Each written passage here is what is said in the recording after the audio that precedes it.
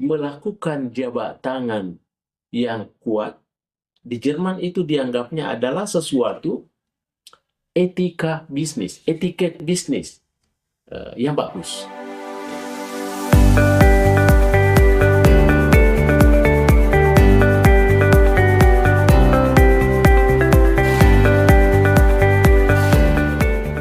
Baik para pemirsaku dimanapun berada, berjumpa lagi dengan Mr. Korodis, komunikasi romantis dan humanis. Para pemirsa sekalian, tentu saya tidak pernah berhenti menyampaikan ucapan terima kasih atas segala atensinya karena selalu menonton channel YouTube kita yang tentunya selalu membahas tentang fenomena-fenomena komunikasi, baik tentunya komunikasi yang terjadi di lingkungan kita, atau komunikasi yang terjadi di sekitar kita, di secara nasional maupun tentunya komunikasi yang sifatnya internasional yang terjadi di negara-negara di belahan dunia. Tentu saja kita menjadi kagum dengan itu, karena begitu banyak fenomena-fenomena komunikasi yang terjadi. Kadangkala kontennya sama, perlakuannya sama, tetapi rupanya ketika dimaknai ada timbul sebuah perbedaan makna yang biasa disebut dengan makna ganda.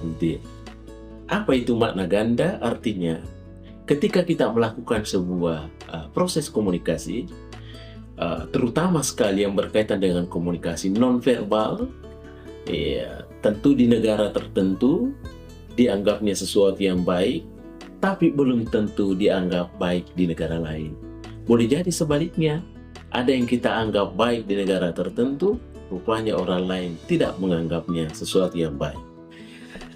Taruhlah para pemirsa sekalian, pada hari ini kita coba urai satu komunikasi nonverbal, yaitu yang disebut dengan komunikasi haptics, komunikasi yang sifatnya sentuhan.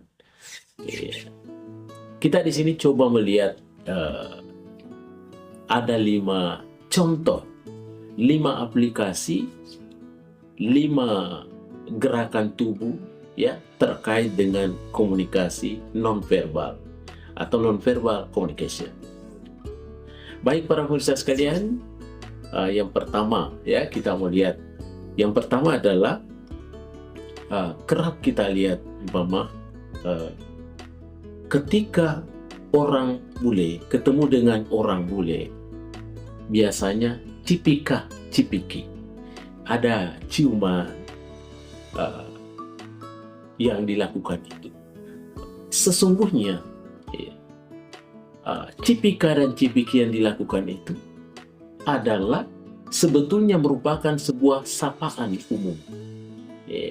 Taruhlah umpama di Prancis, ketika terjadi cipika dan cipiki, ciuman di pipi, karena ini adalah bagian dari komunikasi nonverbal, maka sesungguhnya itu adalah sebuah sapaan umum.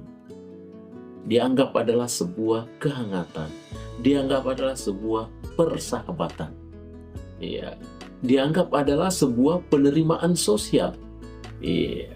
Tentunya cipikanya kita lihat kadangkala cipika 1 kali, 2 kali, 3 kali, bahkan ada yang sampai 4 kali dan seterusnya. Semakin kelihatan keakrabannya, maka cipikanya kuantitasnya semakin banyak. Tapi itu untuk negara tertentu seperti di Prancis. Kemudian bagaimana hal yang sama kontennya dalam komunikasi nonverbal? Bagaimana ketika di Jepang, bagaimana ketika di Korea Selatan? Tentunya cipika dan cipiki dianggapnya sesuatu yang tidak biasa, sehingga dianggapnya itu kurang sopan atau tidak sopan. Tentu juga ketika kita di Indonesia, ketika ketemu dengan teman, apalagi yang beda jenis kelamin umpama, tentunya tidak ada seperti itu Ya, karena itu dianggapnya adalah sesuatu yang tabu, tidak biasa, dan tentunya ini adalah ada bertentangan dengan ajaran-ajaran agama kita itu ya. Itu yang pertama. Kemudian yang kedua, bagaimana aplikasi komunikasi haptics, komunikasi sentuhan yang kedua, yaitu bergandengan tangan antara dua lelaki. Bergandengan tangan antara dua sejenis, laki-laki. Kalau di Timur Tengah, kalau dilihat bergandengan tangan antara dua pria, itu adalah dianggap sebuah persahabatan yang baik, keakraban yang baik, ya, dianggap sebuah persaudaraan, dianggap sebuah kekerabatan yang lebih mendekat. Tapi untuk di Timur Tengah, ya, atau di negara Arab ya tentunya. Tetapi ya, bagaimana dengan di Amerika Serikat? Ya. Di Amerika Serikat, kalau dua laki-laki bergandengan tangan jalan, maka boleh jadi ada yang persepsikan sebagai sesuatu gay. Ya. Dan bukan cuma di Amerika Serikat saja, tapi di Australia juga begitu. Iya, ketika ada yang kedua pria bergandengan jalan, kelihatan begitu akrabnya, diasosiasikan juga adalah sesuatu yang pasangan gay. Iya, ini dua makna yang berbeda karena dianggap sesuatu yang eksklusif. Itu yang kedua. Kemudian yang ketiga, bagaimana komunikasi haptics, ya, atau komunikasi nonverbal sentuhan yang ketiga adalah ketika berjabat tangan kuat. Ya, jabat tangan, menjabat tangan kuat. Ya. Kalau kita lihat bahwa bagaimana fenomena di Jerman, ya, ketika melakukan jabat tangan yang kuat, di Jerman itu dianggapnya adalah sesuatu etika bisnis, etiket bisnis yang bagus. Ya, itu adalah terjadi sebuah persahabatan bisnis dan sosial yang ideal. Ya. Namun tentunya ketika hal ini dilakukan umpama di negara-negara lain, ya seperti di Filipina, di daerah Filipina, ya, kalau dia jabat tangannya dengan keras, itu dianggapnya sebuah agresi atau penyerangan. Ya, dianggap sebuah sesuatu dominasi, sehingga ini jabat tangan kuat dan keras di Jerman dianggapnya sesuatu yang aman-aman saja, tetapi ketika jabat tangan yang keras dilangsungkan di seperti Filipina, maka dianggapnya sesuatu yang tidak biasa. Ya, dianggapnya sebuah agresi atau dominasi. Itu yang keempat. Para pemirsa sekalian, yang kelima, yang terakhir saya sampaikan pada kesempatan ini adalah bagaimana di Jepang?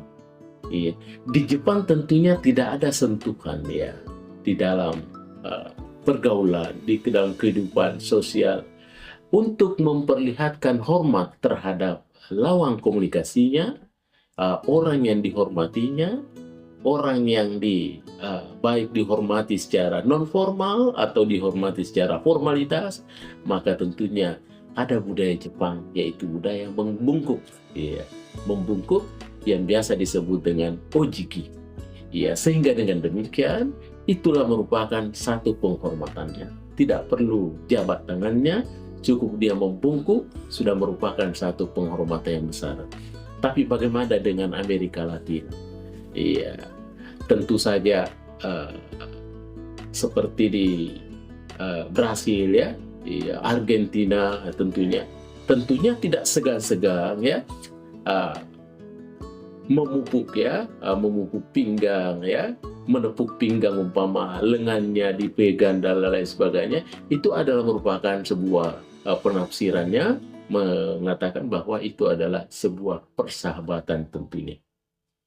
Sehingga dengan demikian jabat tangan rupanya, sentuhan-sentuhan itu rupanya di negara-negara tertentu berbeda dengan di negara lain. Inilah yang disebut dengan komunikasi haptics atau komunikasi sentuhan.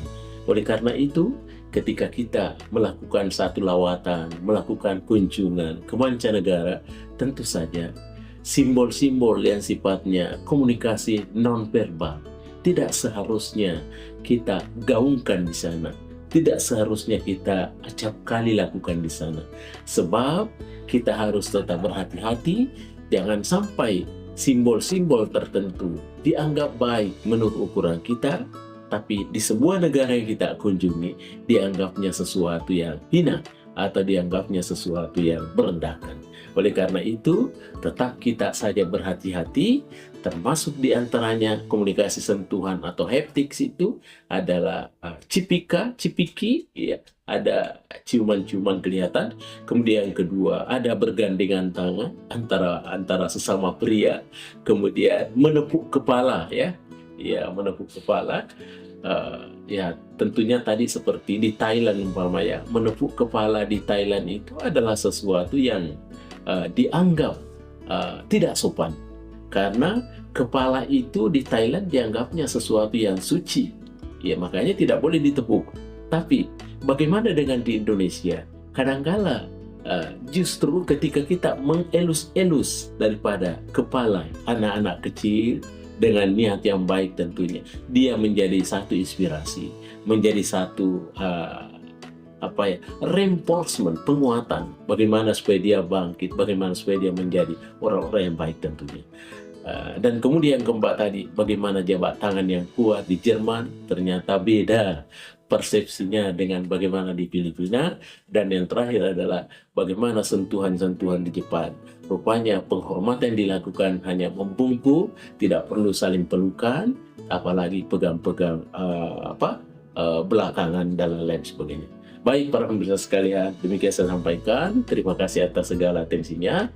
Mr. Koronis mengundurkan diri. Assalamualaikum warahmatullahi wabarakatuh.